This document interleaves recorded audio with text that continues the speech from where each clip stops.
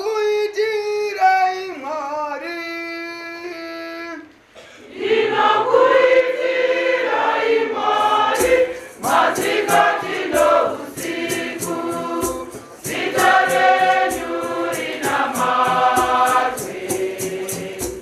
Ushe wenyu usvike. Ndinokuitira imwari.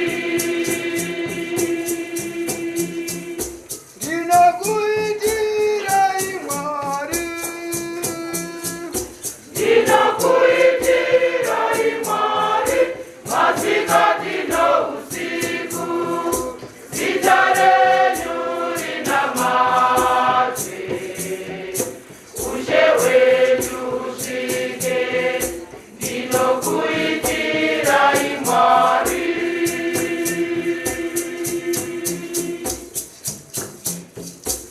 Ibei nasi kutya kwedu kwezuva. Regerai mhaka dzedu.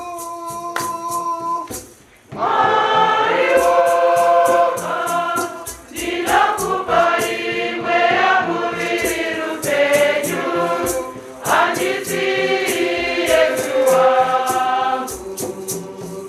Ndipei Yesu kirasira.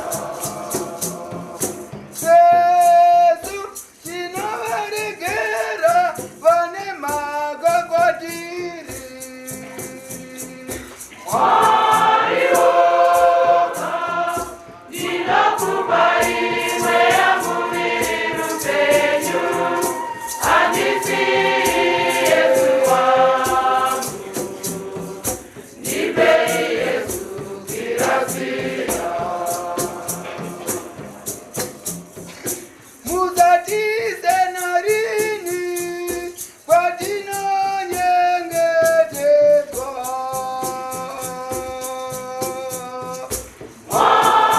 Mariwoka, ndinakupa imwe yamuviri rupenyu. Handisi Yesu wangu. Ndipei Yesu kirasira.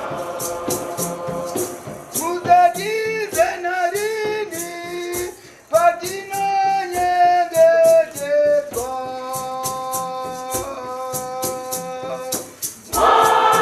Mariwoka, ndinakupa imwe yamuviri rupenyu.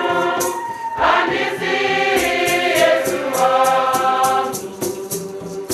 Ndipei Yesu kirasira.